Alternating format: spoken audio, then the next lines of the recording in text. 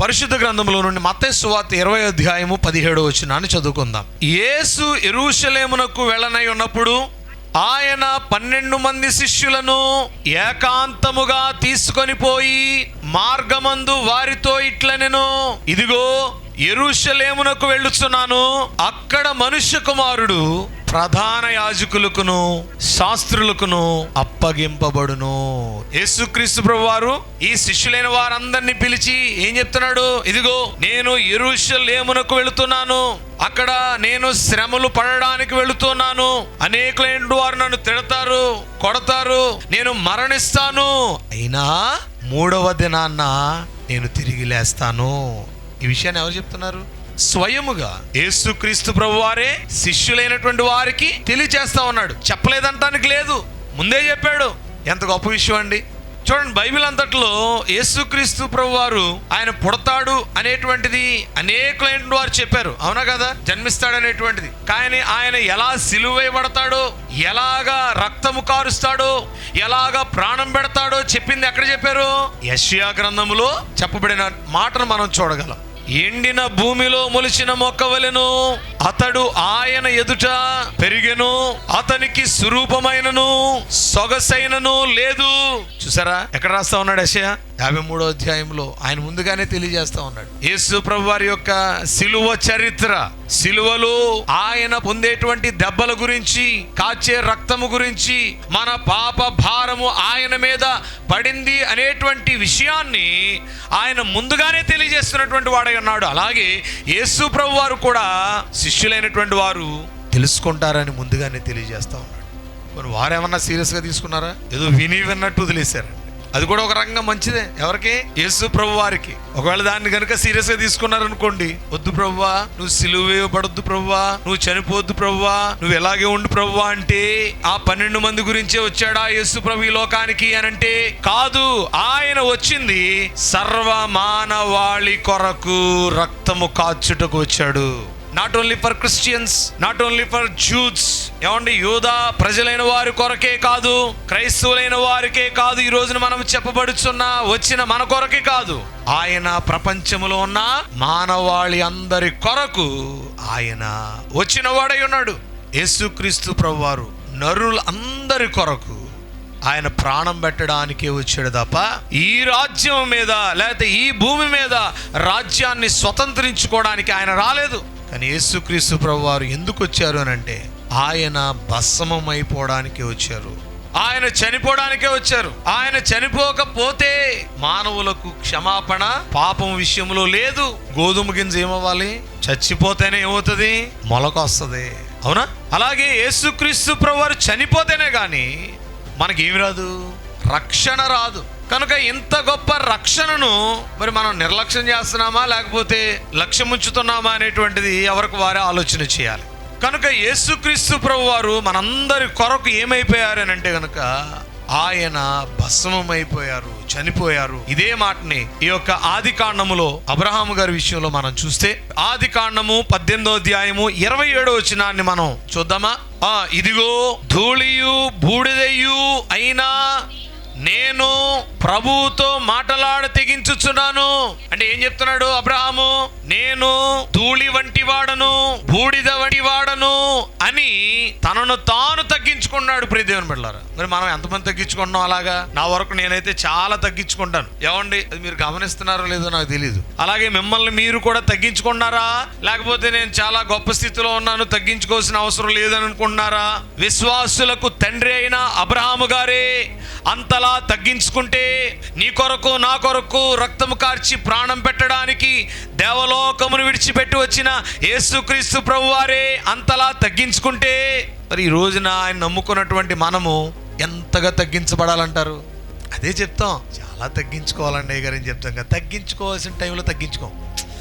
అప్పుడు మనకు తెలియదు మనం ఎలా తగ్గి మాట్లాడుతున్నామో కూడా తెలియదు. అప్పుడు ఒకవేళ పొరపాటున పాస్టర్ గారు ఏంటమ్మా నువ్వు ఎలాగ అన్నావు అని చెప్పేది అనుకో, అప్పుడు కోపం వచ్చేస్తుంది. మరలా తగ్గింపు స్వభావము, తగ్గింపు లక్షణము, ఇవన్నీ కూడా చాలా గొప్ప క్వాలిటీస్ అండి విశ్వాసులకు. కనుక తగ్గించుకోవాలి. తన్ను తాను తగ్గించుకుని వాడు హెచ్చించబడతాడు, ఎప్పటికీ హెచ్చించబడతానే ఉంటాడు. తగ్గింపు వలన ఒక ఎకరం ఏమన్నా పోతుందా? ఓ బిల్డింగ్ ఏమన్నా పోతుందా? ఓ 10,000 ఏమన్నా పోతుందా తగ్గించుకోవడం వల్ల? ఇంకో విషయం చెప్పమంటారా? తగ్గింపు వల్ల రెస్పెక్ట్ పెరుగుతుంది. కనుక ఈ రోజున అబ్రహాము గారు చెప్తున్నారు, నేను బూడిద వంటి వాడను, ధూళి వంటి వాడను. ఈ యొక్క ధూళి లేక బూడిద కలిపిన తర్వాత ఎక్కడ ఉంటుంది?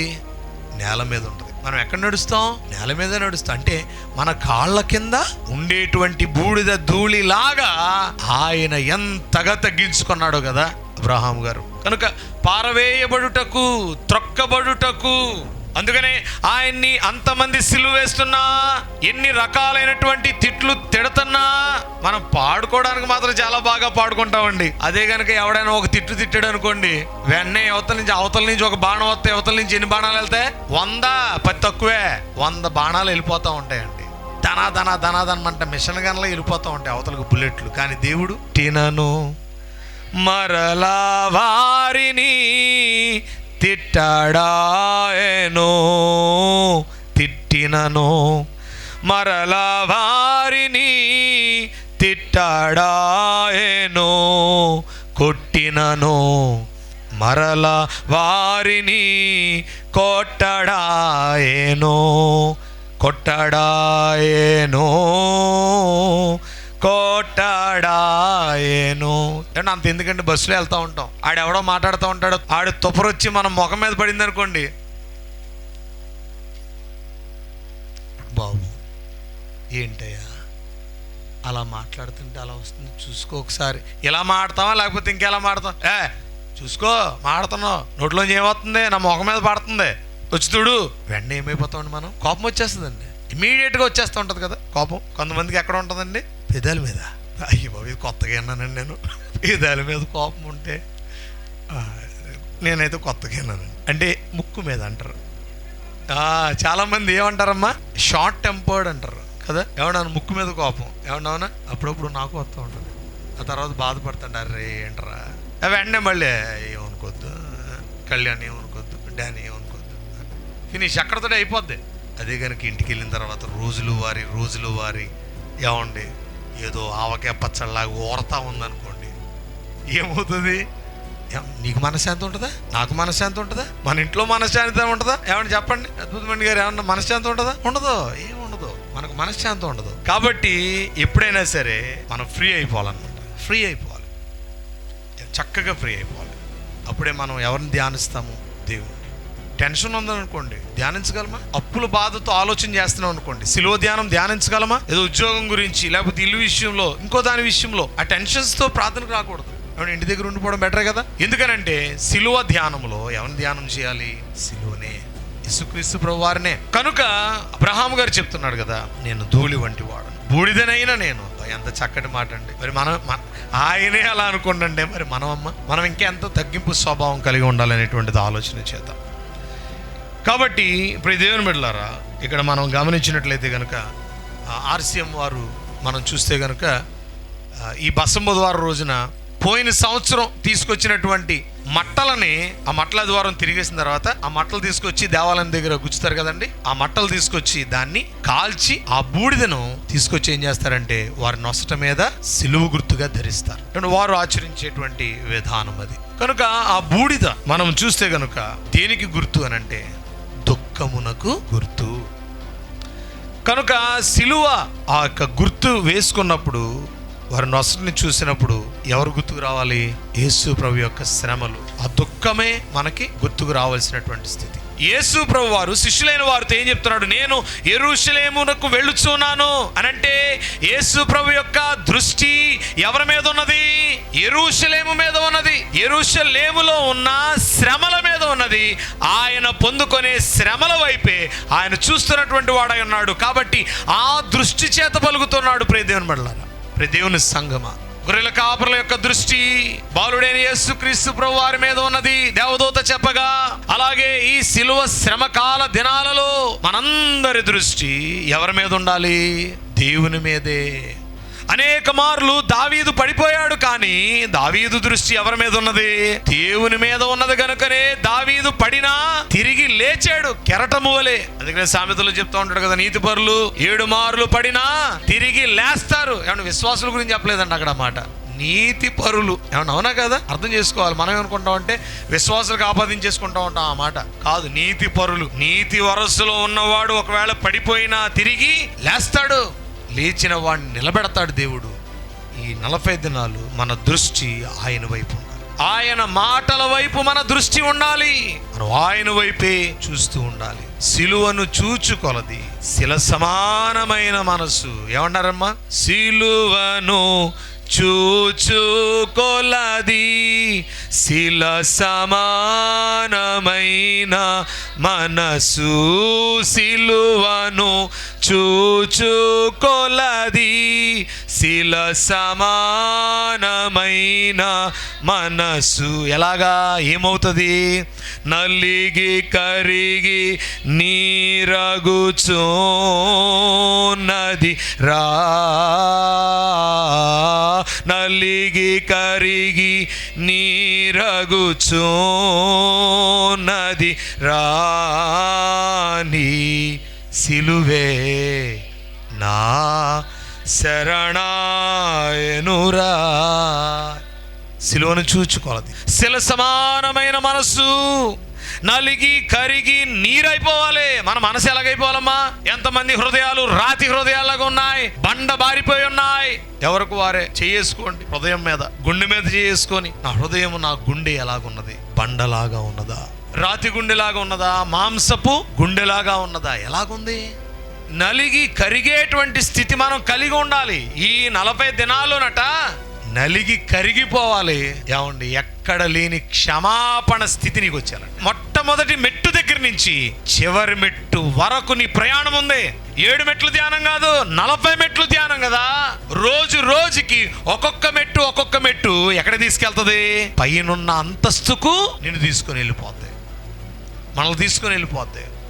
కాబట్టి మనకి చక్కగా ఏర్పాటు చేశారు 40 దినాల ధ్యానము. ఎక్కడ? ఇంటింటా క్రిస్మస్ వేరు, ఇంటింటా సిలువ ధ్యాన కూడికలు వేరు, దేవ మందిరములో మాత్రమే ధ్యాన కూడికలు వేరు. కనుక సిలువ శ్రమకాల ధ్యానములు గొప్పవి, వాటిని చేసిన వారు కూడా గొప్పవారే. కాబట్టి ఏర్పాటు బైబిల్ మిషన్లో ఇంటింటా లేదండి. ఎక్కడ ఉంది? కేవలము దేవాలయంలో మాత్రమే సిలువను ధ్యానము చేసే ఈ శ్రమ దినాలు, ప్రార్థనలు, కూడికలు ఉన్నాయి తప్ప ఇంటింటా లేదు. ఒకవేళ ఇంటింటా కావాలి అని అంటే పగలబెడతాను నేను ప్రార్థన, సిలువ ధ్యాన సంబంధమైనటువంటి ప్రార్థన. మరలా రాత్రికి ఎక్కడికి వచ్చేయాలి? నువ్వు దేవాలయంలోకి వచ్చేయాలి, మందిరంలోకి వచ్చేయాలి. ఇది ఏర్పాటు బైబిల్ మిషన్లో మనకి ఏర్పాటు చేసిన ఒక క్రమం. కాబట్టి యెరూషలేమునకు వెళితే ఏం జరగాలి, ఏం జరిగింది అని అంటే, యెరూషలేమునకు యేసు ప్రభు వెళ్ళినందువలన ఆయన అప్పగించబడ్డాడు, ఆయన అపహసించబడ్డాడు, ఆయన ఉమ్మివేయబడ్డాడు, కొరడాలతో కొట్టబడ్డాడు, మరణ శిక్ష విధించబడ్డాడు, ఆయన చంపబడ్డాడు. అలాగుననే సమాధి కూడా ఆయనకి సంభవించింది, సమాధి చేయబడ్డాడు. ఇవన్నీ శ్రమలే. తిరిగి లేచారనేటువంటి తర్వాత చెప్పుకుందాం, పక్కన పెడదాం. కానీ శ్రమల్లో ఏమున్నాయి? 7 విషయాలు ఉన్నాయి. ఈ 40 దినాలు యేసుక్రీస్తు ప్రభు వారు మనకేమన్నా చెప్పారా అని అంటే, యేసుక్రీస్తు ప్రభు వారు ప్రజలైనటువంటి వారికి కొన్ని విషయాలు చెప్పారు, కొన్ని విషయాలు చెప్పలేదు. అలాగని యేసుక్రీస్తు ప్రభు వారు చెప్పలేదు కదా, ఈ 40 దినాలు మేము ఎందుకు ఉండాలి అని అనుకోలేదు. అనుకునేటువంటి వారి విషయంలో దేవుడు కూడా చాలా సంతోషపడేటువంటి వాడై ఉన్నాడు. చెప్పకపోయినా ఆశ కొలది విశ్వాసము కలిగి విశ్వాసులు చేస్తున్న ఈ ప్రార్థనల వైపు ఆయన చూసే దేవుడై ఉన్నాడు, వినే దేవుడై ఉన్నాడు, ఆలకించే దేవుడై ఉన్నాడు. వారి వారి విశ్వాసమును బట్టి చేసే ప్రార్థనలకు యేసుక్రీస్తు ప్రభువారు ఆటంకము కాదు. చూడండి, నేను ఇక్కడ నుంచుంటాను, నా దగ్గరకు వచ్చి నా వస్త్రాన్ని ముట్టుకుంటే నీకు స్వస్థత వస్తుంది అని చెప్పాడు ఆయన. మరి చెప్పకపోయినా ఆ మనిషి ఎవరో ఒక స్త్రీ వచ్చి ఆ యొక్క వస్త్రం ముట్టుకుంటే, నా పర్మిషన్ లేకుండా నువ్వు ముట్టుకున్నావు, నీకు స్వస్థత రాదు అని ఏమని చెప్పాడా? ఆమె ఇష్టము కలిగింది, విశ్వాసము కలిగి ఉంది. నేను ముట్టుకుంటే వస్త్రం, నాకు స్వస్థత వస్తుంది. ఇది ఎవరి నిర్ణయం? యేసు ప్రభువారి యొక్క నిర్ణయము. ఆ 12 ఏండ్ల నుండి రక్తస్రావము కలిగినటువంటి స్త్రీ మీద ఉన్నదా, లేకపోతే ఈ స్త్రీయే స్వంత నిర్ణయం తీసుకుందా స్వస్థత విషయంలో? అలాగే నేటి దినాన్ని కూడా ప్రియ దేవుని బిడ్డలారా, తను సొంత నిర్ణయము తన బాగు కొరకు తీసుకున్నది. అలాగే మనం కూడా బాగుపడదామనంటే యేసుక్రీస్తు ప్రభు వారు ఆపే దేవుడే ఉన్నాడా చెప్పండి? అందుకనే ఈ 40 దినాలు చేసేటువంటి వారిని చేయొద్దు అని చెప్పొద్దు. కానీ ఈ 40 దినాలే కాదు, ప్రతి దినము కూడా 365 రోజులు ఎవరిని జ్ఞాపకం చేసుకోవాలి? ఎవరిని స్మరించుకోవాలి? సిలువను. 40 దినాలు ఎవరిని చూడాలి? యేసుక్రీస్తు ప్రభు వారిని చూడాలి. ఆయన సిలువనే ధ్యానము చేసుకోవాలి.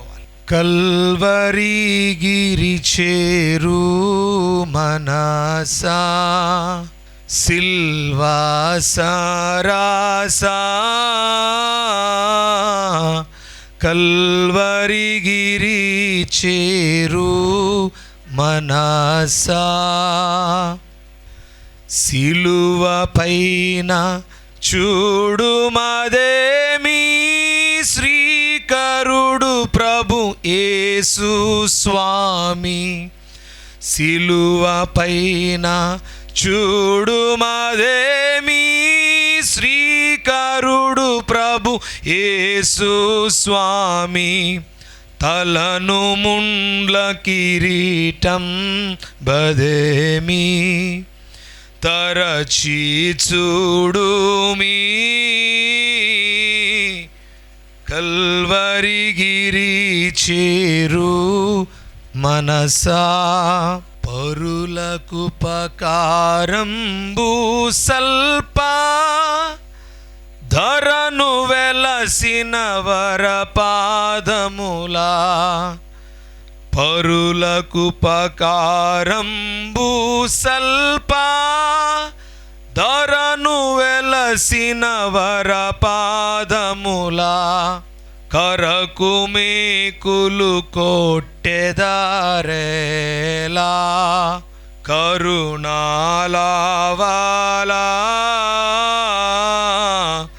కల్వరి గిరి చేరు మనసా.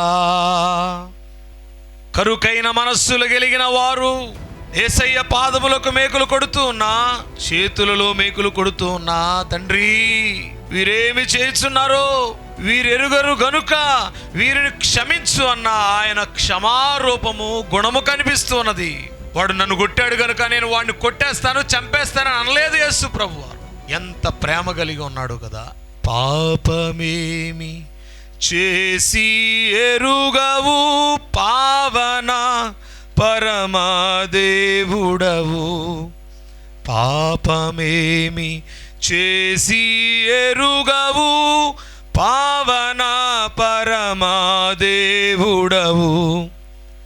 ఓ పరాత్పర నీకేమి ఇంత ఉత్కాట బాధ.